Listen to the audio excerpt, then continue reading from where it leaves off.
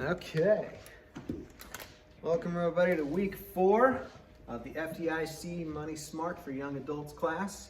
Today's class is called Pay Yourself First. So first thing, we want a recap of last week's post-assessment test. There were a couple questions that there was some confusion on, so I want to address that real quick. So question number 1, there were actually 3 of the 4 options were correct answers. The one that pretty much everybody missed was actions taken, which I did not count as wrong because I didn't really talk about that in the lesson. We talked about SMART goals, and actions taken is an obvious thing. Of course, your goal has to have action steps, but we didn't really talk about that, so I didn't mark it wrong. Questions 4 and 5 both had savings in there, and that is one that I expressed frustration about in the lesson last week, that it could be considered a fixed expense, it could be considered a flexible expense. So whichever category you put it in, you're right. So I left that one alone as well. However, on number 5, a couple of you missed cable bill as a fixed expense. Your monthly cable bill is a fixed expense. Cable TV, if you have that, now some people don't have it at all. Some people just opt for internet instead and streaming services, but either way, it is the same bill every single month. It is a fixed expense. So if you got that one wrong, I did mark it as incorrect. And then lastly, the other questionable one was number 10. A couple of you got confused on this one. So the question was, gross pay is larger than which of these other options? And the answer is all of them except for your year to date. Because if you think about it, gross pay is the big number, right? It is your total hours worked times your hourly rate is the total gross pay. It should be the biggest number on your pay stub. There's only one number on the entire pay stub that's bigger than that, and that's your year to date pay, because it's the same thing, but ever since the year started, all your gross paychecks from between now and then. All the other stuff, your federal tax withholding, your FICA, Social Security, your net pay, all of those are going to be smaller than that number. All right, does that make sense? Okay, well, let's get into today's lesson. Let's start with the pre-test or pre-assessment. Can't call it a test because it's not graded. All right, question number 1. What is interest? C. It's not something I find interesting? Yes, it is C. The amount of money banks pay you for keeping money on deposit with them. Good job. Number 2, what is the rule of 72? D. D, a number we can use to determine the annual percentage yield. No, actually the calculation for annual percentage yield is super complicated, and we are not going to get into that. Is it B? It is actually a formula that lets you know how long it will take for your savings to double in value. That's going to be part of our lesson today. We're going to learn about the rule of 72. Number 3, before investing, you should do which of the following? B. Talk to a bank or a reputable financial advisor. Yes. Number 4, this is an account in which you leave your money for a set term and cannot make withdrawals or deposits during the term. C. Yep. CD, certificate of deposit. Yes. Number 5, this is the product designed for investing money over a long period of time so that you will have money to live on when you retire. D. C. No, it is D. 401k plan. Number 6, select all that apply. Paying yourself first means what? A and C. D and C. I put A and C. It is A and D, putting some of your income into a savings account before paying bills, and D, putting tax returns or cash gifts in a savings account before spending the money. I put C. No, this is C is what a lot of people end up doing in real life because they can't do A. They're not disciplined enough. yeah. Just a fact. Number 7, savings is important so that you can F. all of the above. You can have money for emergencies. You can achieve your financial goals. You can manage your money better and improve your standard of living, which is counterintuitive if you think about it. Not spending your money improves your standard of living. You would think spending your money would be a better standard of living, but no, it's not actually true. Number 8, Which of the following are ways you can save for retirement? Select all that apply. B and B. D. B and D. B and D is correct. Investing in stocks, bonds, and mutual funds. Investing in stocks, bonds, and mutual funds does not necessarily have to be for retirement. It can be saving for anything. But it can save for retirement. And enrolling in a 401k or 403b plan, those are specifically for. We'll talk about that. Part of the lesson. I'm not explaining the answers here because this is what our lesson is going to be about today. Now remember, the purpose of this is to see where your knowledge is before you take the class. If you get 100% on this pre-assessment test, just leave because you already know everything. All right, number 9. Which of the following are good strategies to apply when selecting the savings or investment option that is best for you? Select all that apply. B and D. B and D. Choose savings investment products that match your risk tolerance. We'll talk about that. And reevaluate your savings and investments periodically. Number 10. Which should you consider when establishing goals for saving money? E. E. Yep. All of the above. You should consider how much you want to save, the time frame, ways you can cut spending, and the APY of different savings products. And we'll talk about APY as well. Number 11, which of the following would be considered a need rather than a want? B, C, and D. Absolutely. I need new clothes, especially impulse new clothes. Eating out at restaurants regularly, getting a new smartphone so it's easier to send text messages to friends because your old smartphone didn't do that well enough.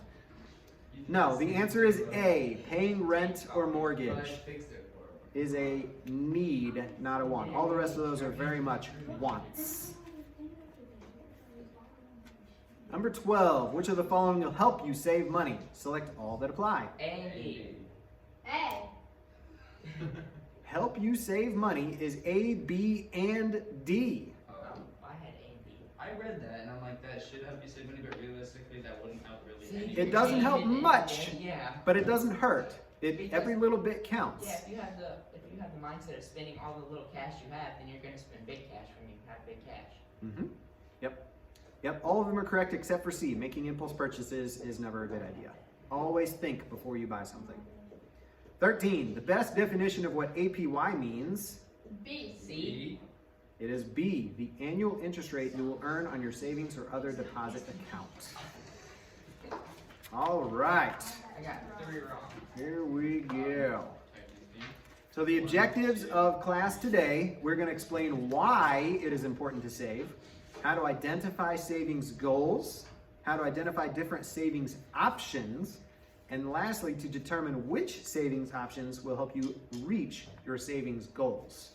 So we're going to start with why, then we're going to talk about what kind of goals you should set, and then how you can achieve those goals. All right? Spend or save. Let's see. What are some reasons you should save money? Why should you save? Logan. Emergencies. For emergencies. Something happens, something breaks, and you need to fix it. Your car breaks down. That's the classic one that hurts a lot of people who didn't save, is when their car breaks down and they can't make it to work. And it makes a bad situation worse because you're already broke because you didn't have money in savings. Your car breaks down. You can't drive to work. You have to call in sick to work. You lose your next paycheck. It just snowballs and gets worse and worse and worse and worse and worse, right? Yeah. That is the number one most important reason to have some money in savings, also called an emergency fund.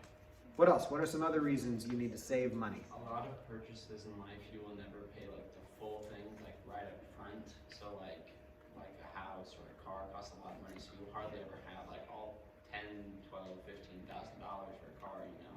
So you want to save it and then slowly build up to that, because you never just get like one check for $15,000. That's right.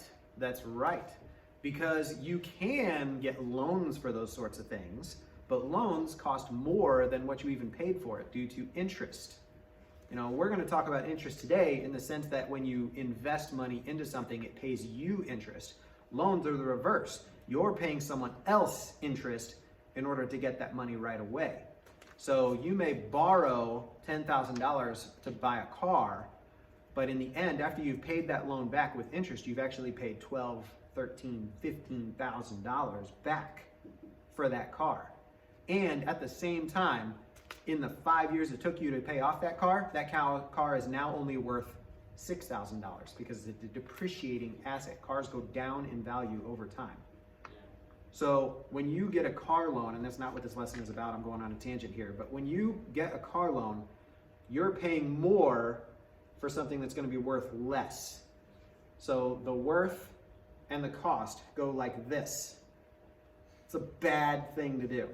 So what you were talking about is also called a sinking fund, which is where instead of having a car payment, you pay cash for your car, and then immediately after you've purchased that car, you go ahead and start making a car payment to your savings account. So that way, as your car goes down in value, the amount in that savings account grows to where once that car is worthless, you can pay cash for a new car. It's a very good strategy. Absolutely. Good. What else? What are other reasons to save money? Closely related to what we already talked about, so you can buy things in the future. Big, important things. What were Aren't you- there saving account that you save for using later in life, like a 401k? Yes, retirement. There are a lot of big expenses that you have to look forward to later in your life. Like for you guys, most of you, your first big expense is going to be buying a car. You know, saving up to buy a car is an important thing for you right now. Maybe later on after that, saving up to move out on your own. Moving out is probably going to cost upwards of $3,000 or more, depending on where you're going to go. If you want to get an apartment on your own and not like move in with roommates, you're going to have to pay your first month's rent, your last month's rent, and a security deposit, all up front. And rental, even for like a one-bedroom apartment, is upwards of $1,000 right now. So you're going to be paying rent of $1,000 a month, and you need 3 months worth of that right up front. Pretty big expense. So that's another thing you need to save up for. Further down the road, you have things like college, saving for college, saving for vacation that you want to take at some point. You know, once you have a career, a lot of jobs will let you take time off for vacation, but they're not going to pay you an extra amount for vacation. They'll pay you like your regular rate to take a vacation, but you need to save up money for the vacation because vacations can be expensive. Wedding, getting married someday.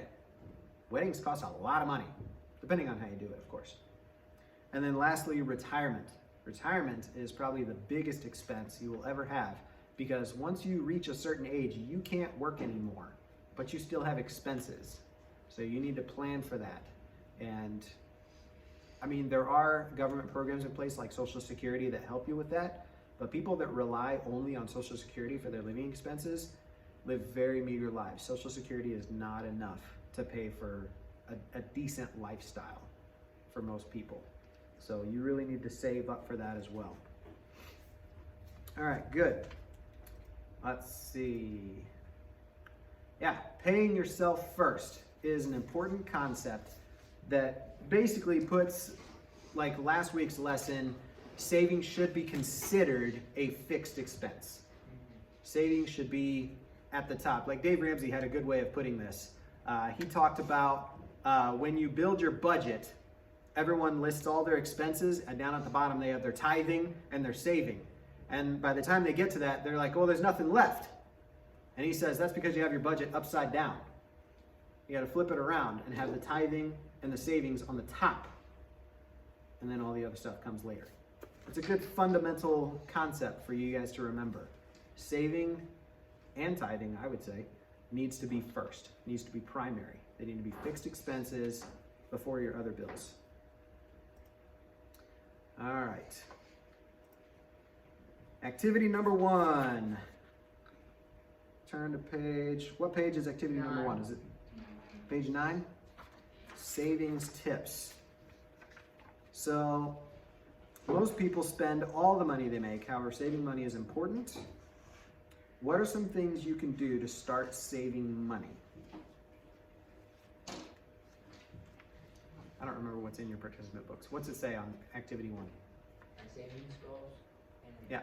I can use these tips to save for my goals. All right, so the first part of that, think for a minute What is a savings goal for you personally, real life? This is not academic. You personally in your life, what is your most important savings goal right now? Write it down. Car. A car. Write it down.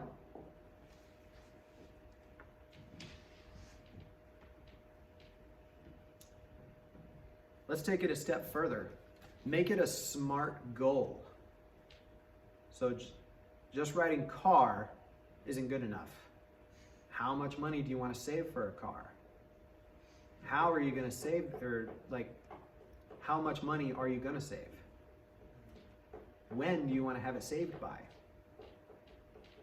Remember, specific, measurable, timely, time-bound.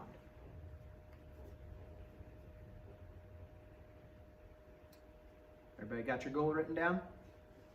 All right. What are some ways you can achieve that goal? Save money. How? Put things out of your life that you don't need, like extra clothes or eating out at restaurants. Yep. And save small. Savings always requires sacrifice. You're not spending money that you would otherwise spend to put it away. Yes. So cutting certain things out of your life.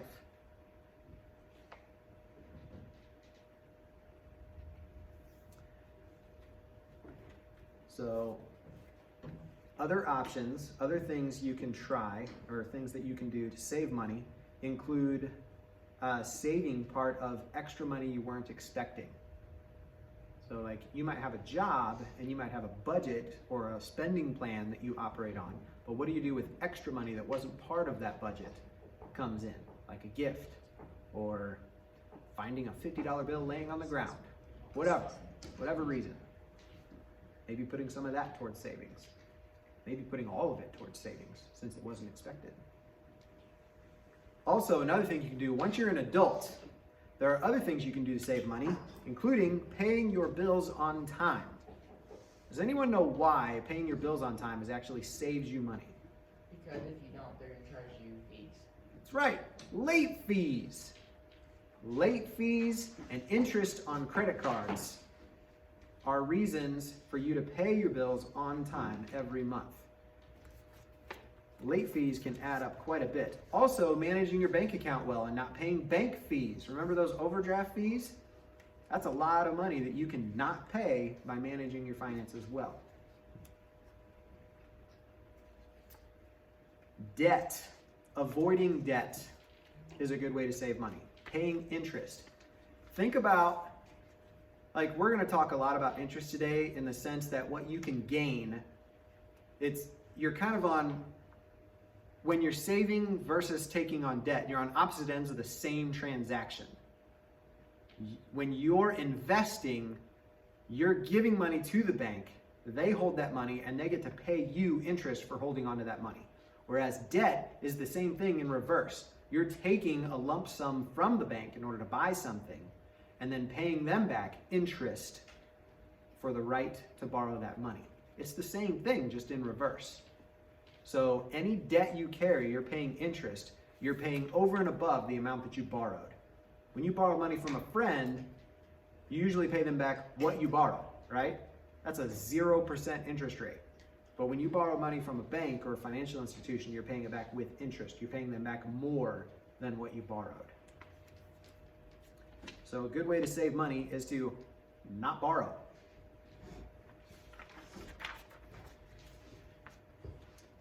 All right. How your money can grow. Interest is paid to you for keeping your money in a deposit with financial institutions. It's expressed as an interest rate. It's a percentage of the money in your account. Compounding interest is interest on the interest. This is what compounding interest is. So let's say you invest $1,000 into a bank account with an interest rate. Compounding interest, so simple interest is where they just give you interest in set intervals on that $1,000. You know, 1 month they're going to give you 1% of that $1,000, the next month they give you 1% of the $1,000, and so on and so forth. Compounding interest is where they paid you the interest, the next month they pay you interest on the new balance. And so it compounds on itself. You get interest on the interest. That's compounding interest. So let's see, I think do we have a slide on this? Nope, we don't. All right, turn to, in your workbooks, there should be a page with a chart that demonstrates compounding interest. $1,000 at 1% compounded annually. At the end of the first day, you still have $1,000. At the end of the year, you have $1,010. So that's 1% compounded annually. So that's a 1% annual percentage yield. If it compounds daily, it's not the same interest rate. It's the same interest rate, but it's compounded differently. In the daily compounding, if you start with $1,000 at 1% compounded daily, at the end of the day, you'll have $1,000.03. On the second day, you earned interest on the interest. And at the end of the year, because this is only a 1% interest rate, it's not very, it's not super amazing. But at the end of the year, you have $1,010.05 because it compounds daily. So, a long time ago, before annual percentage yield was a thing, different banks were advertising interest rates, and in order to sound good, they gave higher interest rates, but they changed the compounding.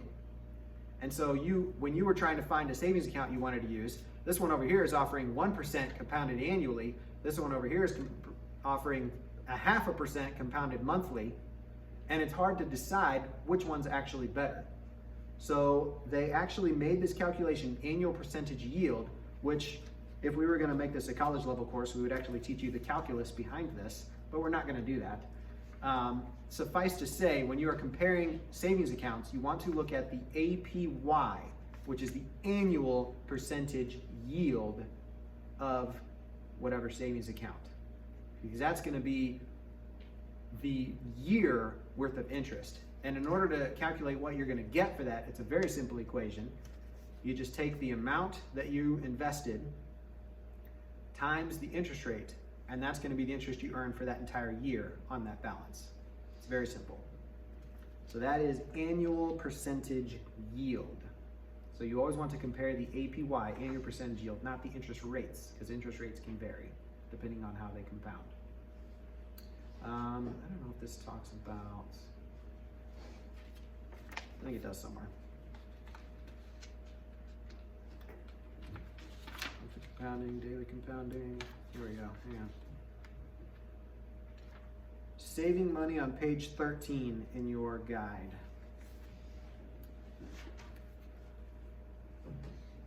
So, let's say a slice of plain pizza costs $2 and you buy a slice every week for the next 50 years until the time you retire.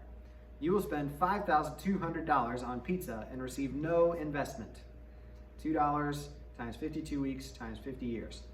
However, if you had given up that one slice of pizza and invested the money in an account earning 8% interest compounded, you would have earned over $64,578.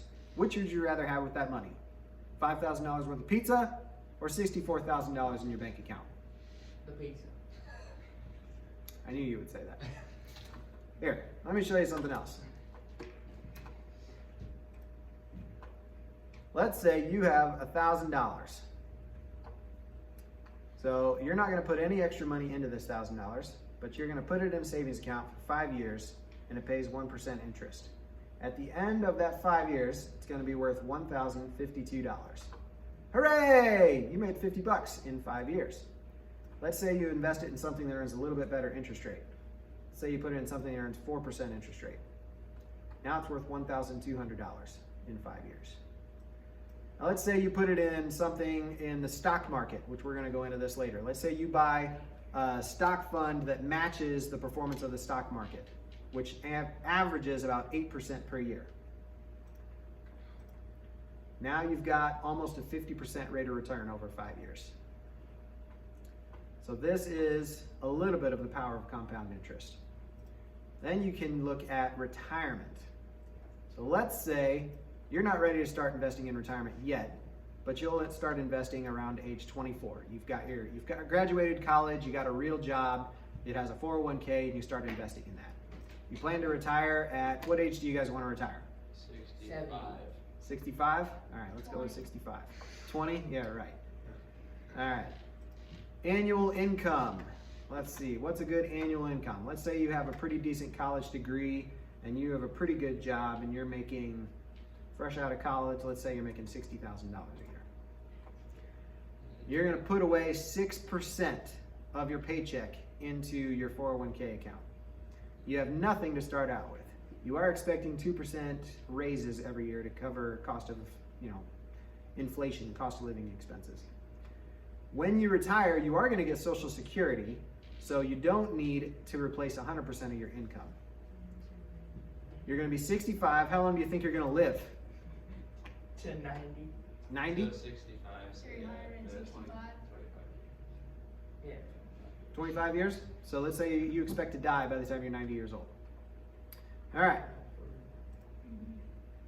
We're gonna invest in the stock market. We're gonna earn about the same as the average stock market return. And then once you're retired, you don't wanna invest that way anymore. You want to invest more conservatively because the stock market goes up and down like crazy. So you want to go a little bit more conservative. So you can expect maybe a 3% rate of return on your investments while you're retired. And then a 2% inflation rate, and we are including Social Security. So if you did that, by the time you were 24, if you started when you were 24 years old and worked all the way until age 65, making $60,000 a year, putting away 6%, you would earn $1,170,000 by the time you retire. That's how much would be in your investments. And look at this curve. This is compound interest. This is what compounding interest does. Why does It start starts off really, really slow. But as the balance grows, because in this part of the chart, the biggest thing causing it to grow is your contributions. That 6% of your paycheck you're putting in there every month. But once you get to about here, where you have like a $500,000 in that account, and it's earning 8% every year, 8% of $400,000 is a lot. And then you earn it the next year, and the next year, and the next year. Look at how it's growing. 591 to 645. You made $50,000 in a year off of your growth of your investments. That's the power of compounding interest. Now, this chart also tells you once you start spending that money, this is the crazy thing. This is something I want you guys to see. Based on this scenario that you guys just gave me, you're gonna run out of money by the time you reach age 85. You need more than $1 million to retire comfortably. How much does Social Security donate to that? Let's see. Social Security is going to be giving you $36,000 a year, according to this calculation. Which sounds like a lot. But remember, this is like 50 years from now. With inflation, that $30,000 is going to feel like $20,000. And you're used to making $60,000. So try living on a quarter of the income you're used to. So there you go. All right, now let's talk about the rule of 72. Rule of 72 is a formula that lets you estimate how long it will take for your savings to double in value. Now this is just a math calculation. It's very simple. It was invented or discovered or whatever you want to call it by a group of calculus students many, many years ago. But it is a super simple formula that you can use to calculate income or calculate how long it takes to double your investment. Let me get my calculator out. Okay, so here's how it works. There's actually two different things you can do with the rule of 72. You can calculate based on the interest rate how many years it's going to take for your money to double. So let's talk about, let's say you have a savings account that earns 1%. How long do you think it will take you to double your money if you put money in a savings account earning 1% per year? Throw me some guesses. What do you think? 90 years? Maybe. Any other guesses? Based on that, it'd be 72 years, because based on that, if we just divided 70 divided by 1 equals number of years would equal 72. Yeah, you're absolutely right. 72 years to double that money. All right, what if we did like 4%? Well, the answer's right there on the chart. 18 years. Wait, but when do we start this? Whenever you do it. Let's say you have like $1,000. Someone gave you $1,000, whatever. And you put that in some kind of investment. And that investment, so let's say you put it in a savings account that earns 1%. If you never added anything to that account, it would take 72 years for that $2,000. to make $2,000. That's right. Now, what if you put it in something in the stock market earning 8% per year? How many years do you think that would take? Half the time. 72 divided by 8 is 9 years. In 9 years, you'll double your money. So let's say you did that. Let's say you took $1,000 and you invested it in the stock market, didn't add anything to it. In 9 years, it's $2,000. Let's say for another 9 years, you leave it alone again. That's $4,000. Now it's $4,000. And it's 8,000. Right, exactly. It compounds on itself. That's 27 And years later. 16,000. Yeah, exactly. You can also determine what the interest rate is if you doubled your money in a certain amount of time. You can figure out what your interest rate was. This is helpful for things like if you do like weird investments that don't have an actual interest rate. You know, like let's say you flip cars. You started with $2,000 and you go buy a junker car, fix it up and sell it. And you want to see what your interest rate is on that money growth.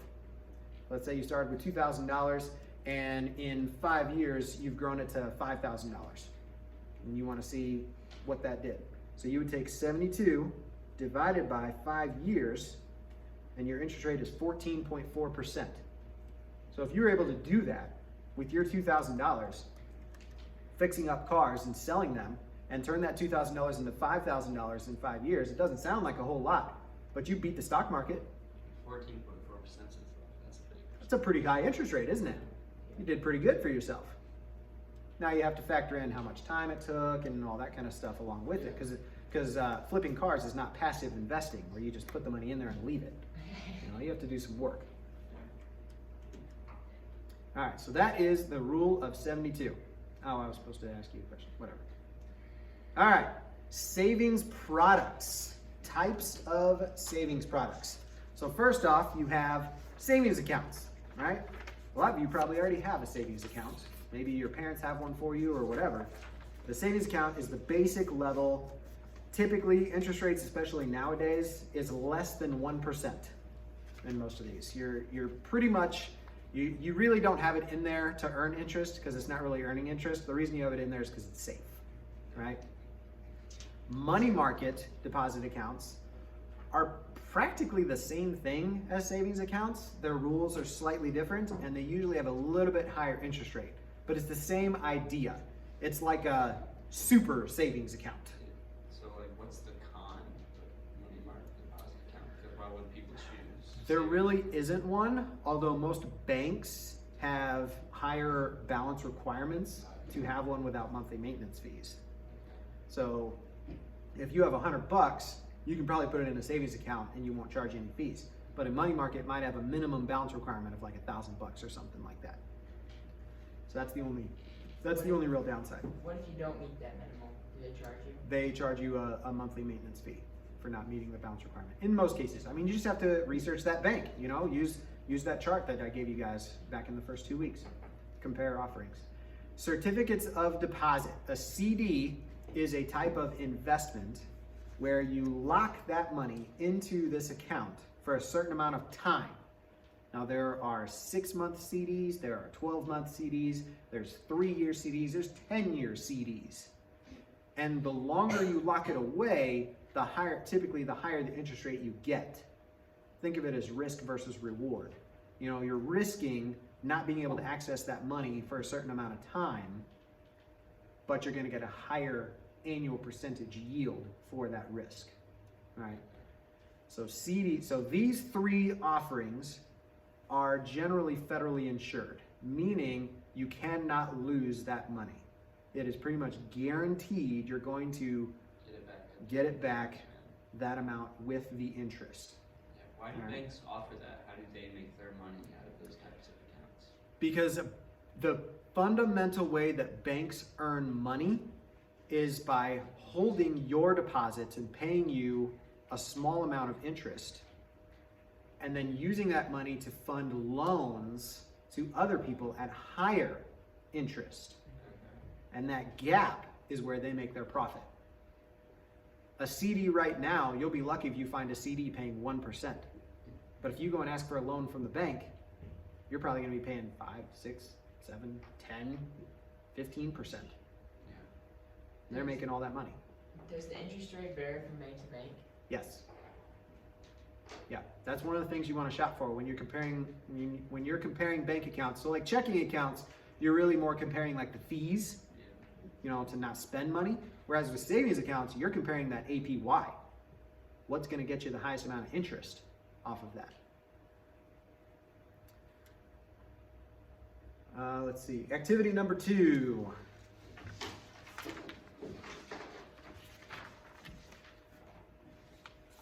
What is activity number 2? Savings products. All right, so we got some questions on here. Number 1, you have about $500 you want to set aside and do not need to withdraw this money for at least 1 year. You want to place it in an account that earns you a higher interest rate than a regular savings account. What's going to be the best option for you? CD, yeah. CD. Yep. Yeah, because you're going to put it in there for at least a year. You're not planning on using this money at all. A CD is a good option. Question number 2. You received $100 for your birthday and you want to start savings money. Savings account. Basic savings account. That's right. Number 3. Your parents have $3,000 they would like to deposit. They want to open an account that provides higher interest rate than a savings account. They also want to be able to write checks from this account. I didn't really talk about that, but yes. What's the answer for that one? The other option, money market account. So money market accounts, you can actually write checks off of those. They are very limited though, and most banks don't even bother with that anymore. Now they just use it as a bigger, better savings account. But technically you can write, I think it's 3 checks per month out of a money market account. That's not bad. Yeah. If you still want to use some of the money. Right.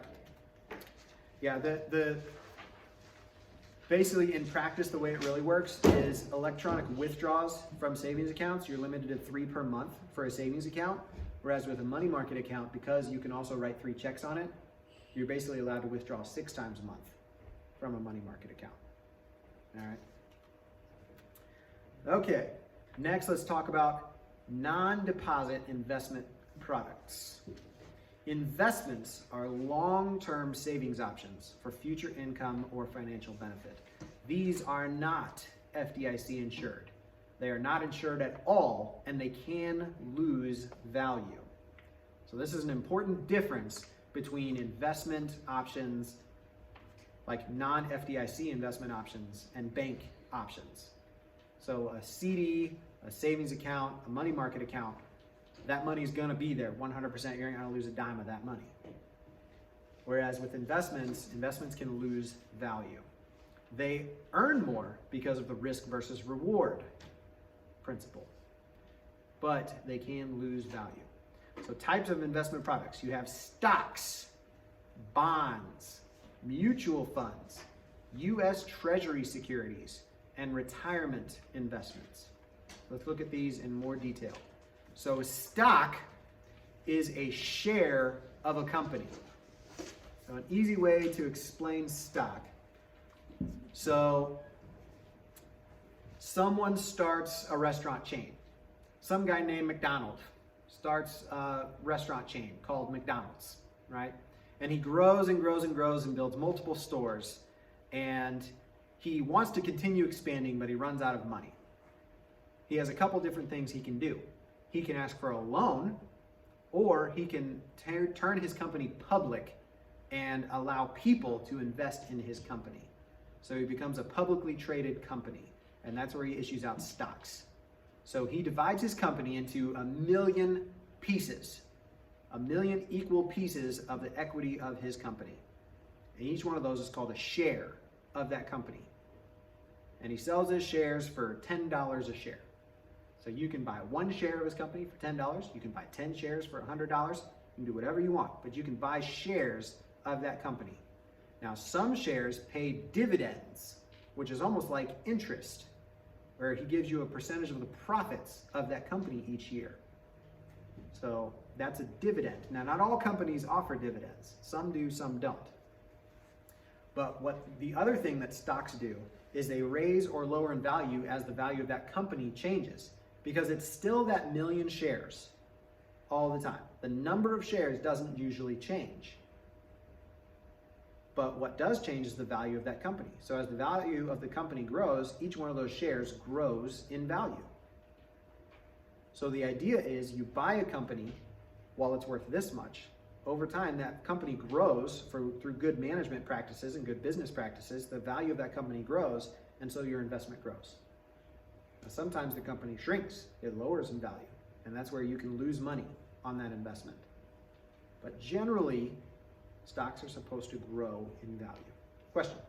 Yes, with stocks, if like the company is beginning to like shrink in value and maybe lose some of your profit, can you like reissue your stock back to the company? Like say I don't want to own this anymore and like pay them back the value of it, or is like? So here's the funny thing about stocks. Once they go public, the shares that are sold to the public, the company doesn't really control that anymore. It's on public trading. If you buy those stocks, those shares, unless you're buying an IPO, an initial public offering where the company's selling the shares directly, the company doesn't make anything when you buy that share. And also, you're buying it from someone else who bought it previously. You can sell that share, but you're going to sell it to someone else who wants to buy it. Yeah, but I would just think if companies go down, why would anyone want to buy? You're absolutely right. And this is where the risk comes in. If you make a bad investment and buy a company that starts shrinking in value, and everyone knows that that company is shrinking in value, that share price drops really, really fast because of supply and demand. The supply of those shares is you have shares that you want to get rid of because it's lowering in value. So do 3 other people who made that same investment. How many people do you think want to buy that stock? Like nowhere. Not very many. So that share price goes. Yeah. That's the risk. Question? Isn't there a term for that? When you're like, I mean, there probably is. I can't think of it right now.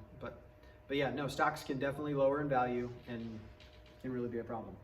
Aren't there times where once the stock is about to hit rock bottom, where like it's a big company that's doing really bad, you can buy when it's at its worst and then it goes up? Yes. Yes, you can.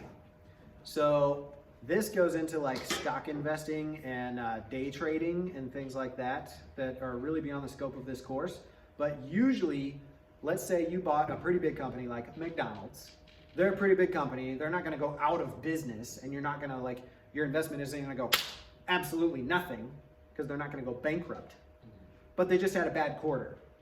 You know, so they're not paying as much in their dividend, and a bunch of people are mad and their stock price drops. Now, at a certain point, that stock price drops enough. If you're a savvy investor, you're going to be like, that stock's on sale right now. And you buy them then, knowing that eventually they're going to go back up. Because it's McDonald's. Right, exactly. So you as an investor need to decide when your stock starts dropping, do I want to sell and get out of this and take my losses and move on? Or do I want to hold it and wait for it to come back? Yeah. But generally, our stocks, would you say there's more reward than risk generally? Not like always, because I know it's very possible to lose money on an investment, but generally stocks are like a good thing to invest in. Generally, yes. However, there are many companies that have had bad things happen and they've lost value and they've never come back. General Electric. When you guys go home, read up about what happened to General Electric. The people that invested in General Electric have still lost money years later. They have not come back. All right. Bonds. Bonds is another way that corporations and even government entities borrow money. So government entities can't go public and issue stock, but they can issue bonds. Now a bond is basically a loan. It's a loan to anyone. instead of going to the bank and saying, hey, I want to borrow $5 million to build this bridge or whatever, they can issue bonds. Now, bonds typically are, bonds traded on like the bond market are usually in $1,000 increments. So if you buy a bond, you're gonna have to spend $1,000 when you buy a bond. And bonds have different interest rates. So the way this works is you pay the $1,000, you buy the bond, they pay you interest. It's like you gave a loan to this company or corporation or government entity or whatever it was. You lent them $1,000 and they pay you back interest. And they usually have a time frame. So like some bonds say for the next 30 years, we're gonna pay you X amount of interest every year. So you give them $1,000 and it's almost like you gave them a mortgage. You know, it's the same kind of thing. You know, let's say you buy 5 of them. You pay $5,000 for 5 bonds. They pay you interest on it. And then in 30 years, the bond matures where they give you your initial investment back again. These are popular vehicles for retirement investing. So, you know, you use the stock market to grow and grow and grow your investments till you got that $1 million when you retired. But now you need something a little more secure that's going to give you regular income. Bonds are good for this because you can buy a bond and you're giving up that $1,000, but you're getting, you know, $50 every month for that $1,000 for the next 30 years. That's retirement income right there. Yeah, that's definitely turning a profit. Yeah, there you go. There are other kinds of bonds also, smaller bonds like I bonds and EE bonds. Some of these are much lower value. Yeah. I was reading the I-bond. It says if an I-bond is cashed within the first 5 years, there's a 3-month interest penalty. What is that? Yeah, so CDs have this as well. We didn't really talk about this, but some of these bonds and certain CDs that have time constraints, like you're supposed to keep them for a certain amount of time. So a CD, obviously you have until maturity. You can actually cash in a CD early, you just forfeit some of the interest. Bonds are kind of similar in that. If you buy these types of bonds, these are government issued bonds, and when you buy those, you're required to keep them for a certain amount of time, otherwise you get a penalty if you redeem them too early. Because the whole idea is they want to use that money to do whatever they're trying to do, build a bridge, build a school, whatever it is, and they don't want to have to pay you back too soon, right? Let's see.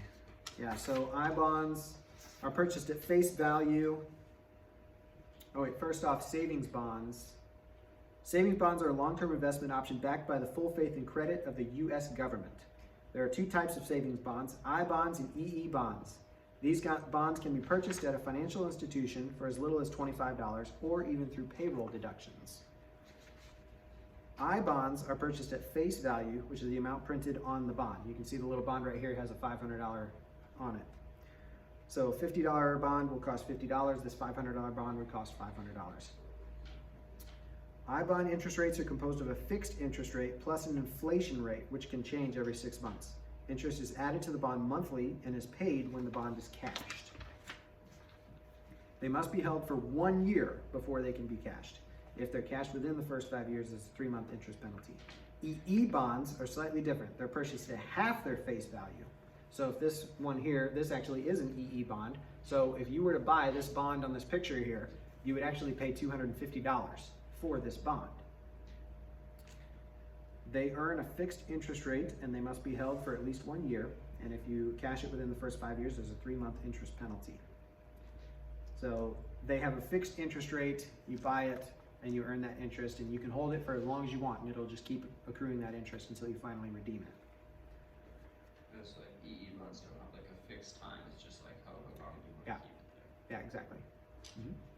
Question? Which would you recommend us invest our money in? Bonds or stocks? That depends on your goals. Remember, we're going to talk about, these are the different investment vehicles, and we're going to talk about how you choose the best one for you in your particular situation. What? So like bonds, is that be something like we could do like right now at our age, or like is this Yeah. something you could do? You do when you get Yeah, you older? totally could. Yeah, you can buy these I bonds for $25. Yeah. There's a website you can go to, treasurydirect.gov, where you can go and you can buy these bonds electronically. Yeah. So if you buy one of these bonds and say it makes you $50 a month, and then you put aside like right now I don't have to pay for pretty much anything, other than whatever I want to do on the truck and eating out or whatever. So I put 50% of what I make into these bonds, and I keep doing that until the bonds are making more money, and then can you just keep racking it up? Yes, you certainly can. Yes, you certainly can. So you're talking about becoming financially independent. If you keep saving your money and living below your means long enough, your investments will grow to the point where you're making more money on your investments than you are at your job. At which point you've become financially independent. You don't have to work anymore. That's a very cool place to be. So like I would say bonds are a good thing to do like when you have like at our age, like when you don't have like a serious job or have to pay for anything, or like when during retirement, you know, because like you won't be spending as retirement, you're gonna be spending a lot of money. But like, you know, during the work hours, that might not be the best thing.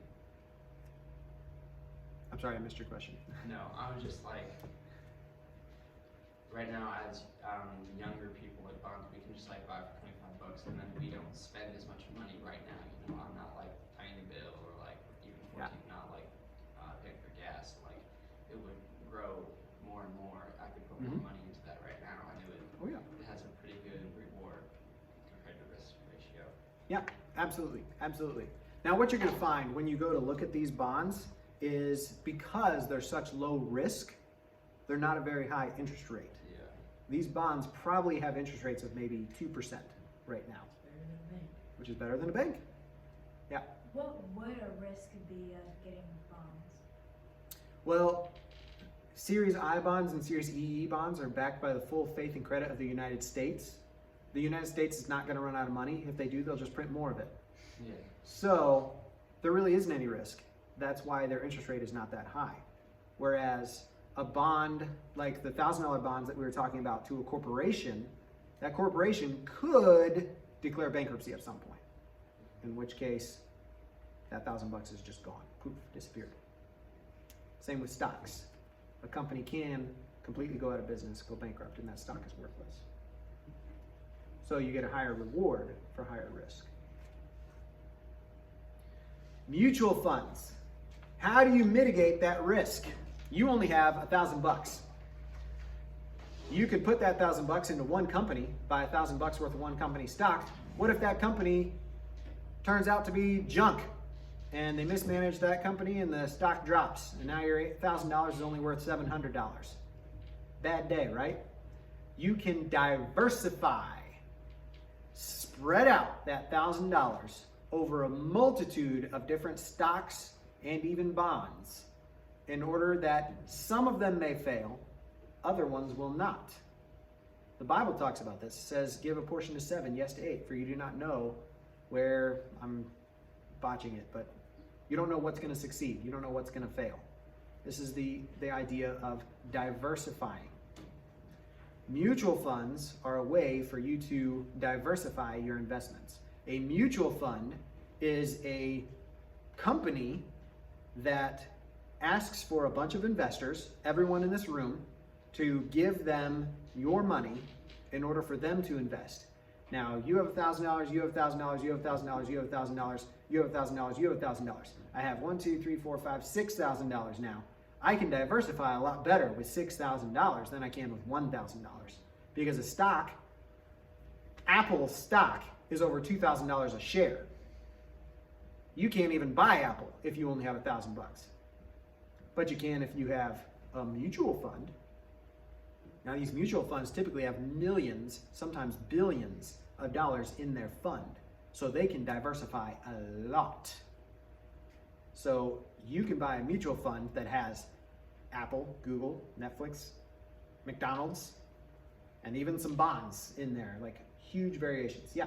Couldn't you just invest in like the S&P 500? There are so you can't directly. The S&P 500 is a market indicator. It is a calculation that shows this is the stock price of all the companies in the S&P 500 and how they collectively raise and lower in value. It's used as a benchmark to compare the performance of different investments. Is this company performing better than the average of the top 500 companies? That's what the S&P 500 is. Or is it performing worse than the top 500 companies? Same with the Dow Jones. Yeah. So mutual fund is just giving, like, I give you $1,000 and you invest that $1,000 for me. Right. Yeah. It's very similar to a stock in that you can buy and sell shares of this mutual fund. But instead of buying one single stock, you're buying a million mini shares of a bunch of different companies, and it's diversified. Yeah, because you don't have enough money to buy one share from Apple, $2,000, but if you give Yeah. them $1,000, you own a tiny portion of that Yeah. share from Apple and a tiny portion of the share from Google. So there's less risk, but there's less reward because you have to pay someone to do all that. Yes, mutual funds have what's called an expense ratio. So when you're choosing mutual funds, you need to look at what the expense ratio is, how much they're going to charge you. A typical expense ratio is like 0.5% to 1.5% of whatever amount you invest with them. They're going to take out as a fee for them to manage this portfolio for you.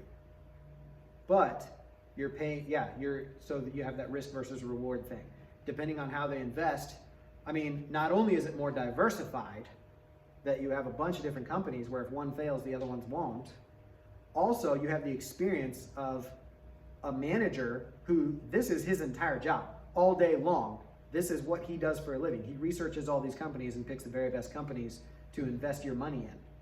So the idea is a good mutual fund is going to get you a higher rate of return even with the expense ratio, or at least a more stable rate of return. Because you might buy one company. If you bought Netflix back when they were mailing CDs to people, you'd be a millionaire by now. But who knew that? Right? You could have bought stock in Blockbuster instead. Then you'd be bankrupt. But also, there's probably a lot of like fake mutual funds, like people putting on like. No. there's- Mutual fund industry is very highly regulated. They have to send you prospectuses that tell you exactly what they're doing with your money and their expenses and everything in their own financial position, so that the mutual fund manager isn't going to go bankrupt, all that kind of stuff. They're very heavily regulated. That'd be a lot of con artists. Yeah, yeah. Plus, if you get money, they get money, right? Yes. So that's the beauty of mutual funds. It puts everyone on the same team, and that goes the same for financial advisors. If you have an asset-based financial advisor, they kind of function like a mutual fund. They take your money and they invest it in different things, but they get paid on a percentage of your assets. So if your assets grow, their percentage grows. So it puts everyone on the same team, right? They want your money to grow. Because they make money. Because they make money. Yeah, absolutely. All right. U.S. Treasury securities. Treasuries are another investment you can buy. They typically start at $100, and they are another investment that's backed by the U.S. government. So Treasury bills, or T-bills, are sold at a discount from their face value and range in terms from a few days to 6 months.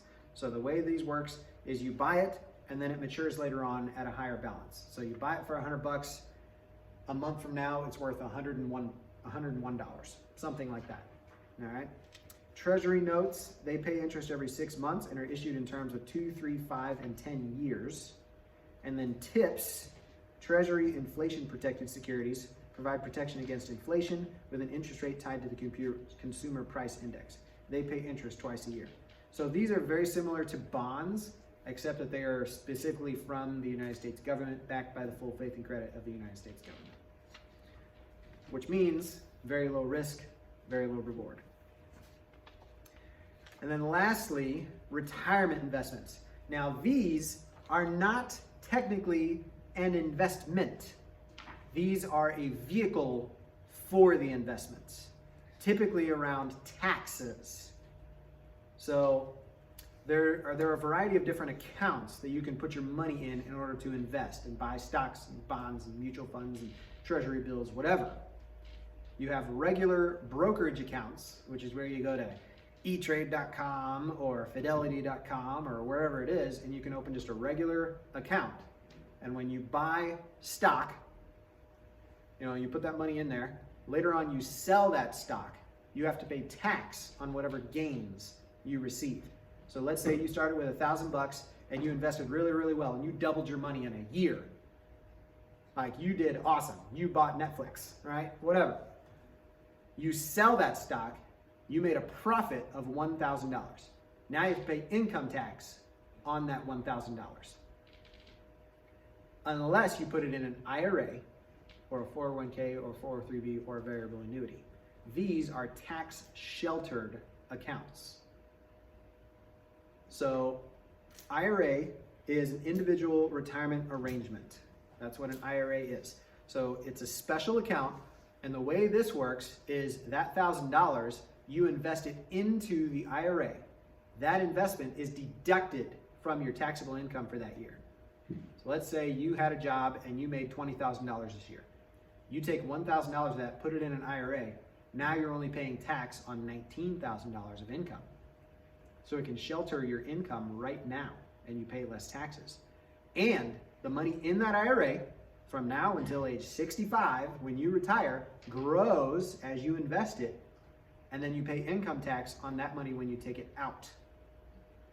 Question? Does the IRA give you interest, or do you have to use that money in like stocks So and bonds? that's the confusion. That's where a lot of people get mixed up. The IRA itself doesn't pay you anything. The IRA is an account, like a savings account or a checking account, or more like a checking account really, in that you can put money into it and take money out of it. But it sits there. What you invest in is up to you. You can buy stocks, you can buy bonds, you can buy mutual funds. So you have to invest it yourself. It's just Right. basically you invest it while sheltering it from tax. That's right, exactly. There's also another kind of IRA called a Roth IRA. Now, Roth IRA is the opposite as far as tax sheltering. That $1,000 you put in there is not deducted from your taxable income this year. You still pay income tax on your $20,000 of income. That money grows all the way up until age 65. And now what it's built to, when you take it out, is tax-free. There's the power of the Roth IRA. The traditional IRA taxes, shelters your money from taxation right now. But when you turn 65, you're gonna have to pay tax on that money. So what a lot of people consider about this is that $1,000 right now, compounding interest is gonna be worth like $20,000, $30,000 by the time you retire. Do you wanna pay tax on $1,000 or do you wanna pay tax on $30,000? So Roth IRA can be a very powerful vehicle. So it just kind of depends which one's going to be better for you. Do you think you're going to be paying a higher tax bracket now or a higher tax bracket in retirement? 401k and 403b plans. The only difference between these two plans is that one is for government entities and one is for private companies. 401k is what you get if you work for Amazon or Cisco or McDonald's. 403b is if you're a school teacher or a government employee of any kind, police officer, whatever. But it's the same thing. And it's actually pretty much the same as an IRA. The big difference is it's regular paycheck contribution. So an IRA is just an account, like a checking account. You have to literally take money out of your bank account and put it in the IRA yourself. Whereas a 401k or a 403b, every paycheck, there's just a line in your deductions that says 401k contribution. And you set it up when you start your job for a percentage of your income to go into this. So like when we used that calculator earlier, we had 6% as the 6% of your paychecks go into this account. And when you get your job, if they offer 401k or 403b, you have to set all that up. You have to decide what percentage that you're going to want to put in there and also how it's going to be invested. So you'll pick different stocks, bonds, mutual funds that you want to invest in as the money comes in. But once you have it set up, it just does it automatically all the time without you ever thinking about it or having to worry about it. It just happens. And then variable annuities. We went through all this stuff. Variable annuities are an insurance contract that invests your insurance premium in various mutual fund-like investments. They are very expensive and they are tax sheltered, but you're paying a lot of fees for these. So I'm not going to get into a whole lot of detail, especially since we're already past an hour. Suffice to say, if any financial advisor is trying to sell you a variable annuity, be very, very cautious, read the fine print, understand what you're getting into, because a lot of these are very expensive and they're better for the financial advisor that's selling it to you than it is for you. especially when you have those other options that we already talked about that you could do first. And we'll leave it at that. All right. Activity number 4. How much more do we have here? Because I'm running out of time.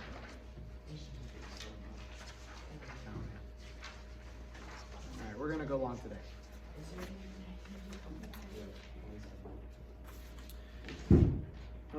Let's see, where is activity number 4? 27. Page 27.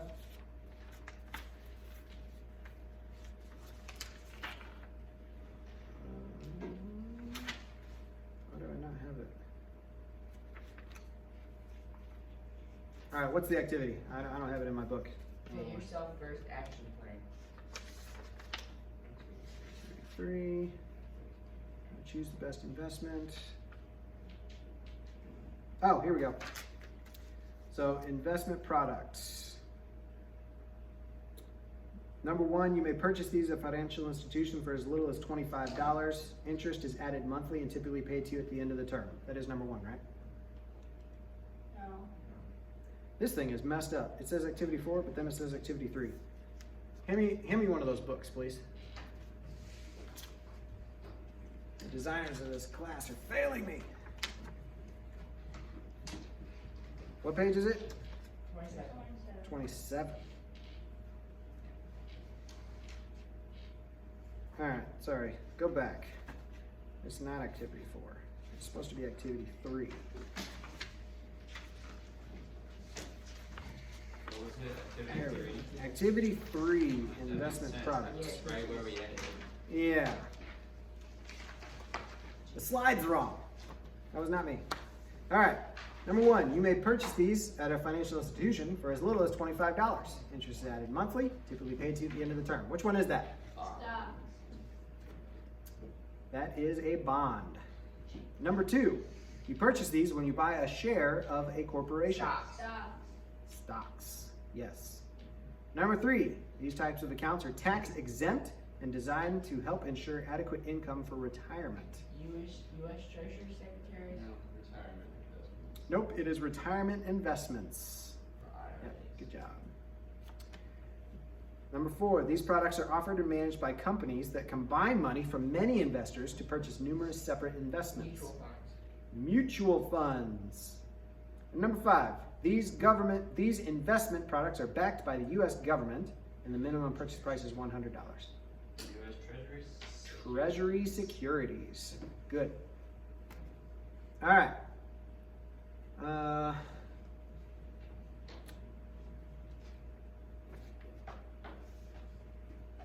Yeah, let's talk about this real quick. So, I don't have a slide for this, but how to choose the best investment.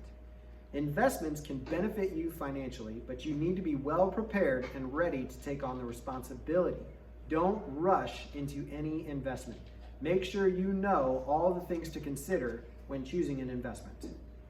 Start with talking to a parent or guardian, or a bank, your employer, a financial advisor, or an investment firm. Get good advice. Secondly, have a savings cushion that will allow you to pay your expenses for at least 3 to 6 months before you invest. The reason for that is because when you invest, typically you have to put that money in there for a certain amount of time, like those bonds that require you to leave it in there for 3 years or 5 years or whatever it is. So you want to keep money liquid. Your emergency fund needs to be accessible in like a savings account or money market account for emergencies. You don't want to invest that because let's say you took all your emergency fund money and put it in a stock, but the stock actually drops in value and your car breaks down. Now you have to sell at a loss in order to pay to fix your car. Whereas if you hadn't done that, you could use your emergency fund to pay for your car expense, but that stock can build back up eventually. Yeah. So, as kids, we don't have any major funds. Like, for some of us, we don't even have a car yet. So, would investing be a good idea, or should we wait till we buy, like, a car to It invest? depends. You need to look at the type of investment and how long you can wait to receive the benefit from that and how long it's expected to grow. So some of these investments, lower risk investments like CDs, which have no risk, bonds have very low risk. Those you could probably buy now, and in a couple of years cash in and get the interest from those and buy your car. Stocks, you typically want, before you buy any stocks or even stock mutual funds, you want to have at least 5 years that you don't need that money for, at least. Because the stock market can change, and if there's a recession, that stock price can drop and be down for multiple years before it comes back up again. You should definitely diversify. I never recommend buying stock in one particular company.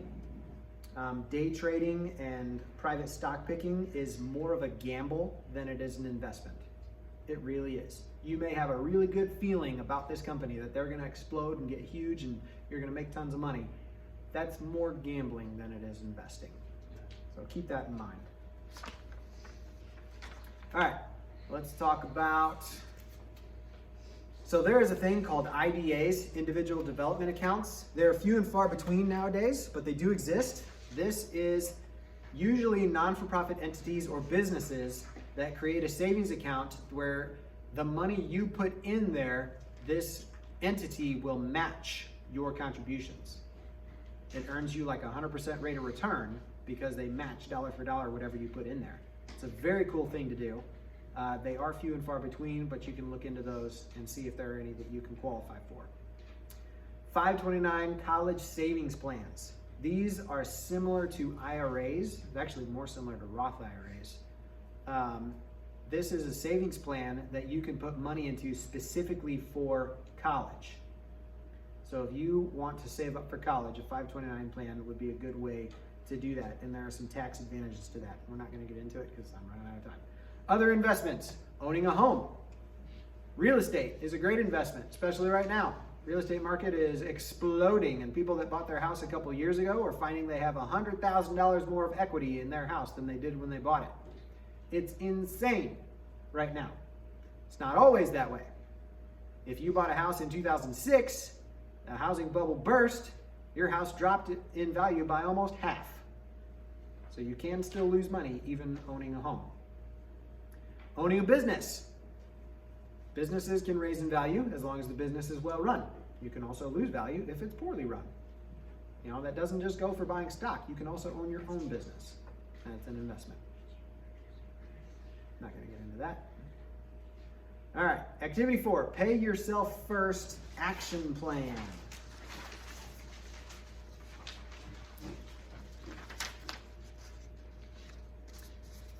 So this is something for you guys to do. We're not going to do this here in the class, but this is something for you to figure out for yourself. How much money do you want to accumulate over a certain amount of time? How long should you leave your money invested? And how do you feel about risking that money? And then you can fill out your action plan. What will you do to save towards your goals? What will you do by the end of the month? And what will you do by the end of the year to save for your goals? Any questions on this activity? No, seems pretty straightforward. Okay, that is it. So you guys have learned why you should save, why you should pay yourself first, different options for savings and investments, and how to decide what savings and investment options are best for you, how compound interest works, and tips to help you save more. You should now be able to take this information and start saving. Thank you for your time.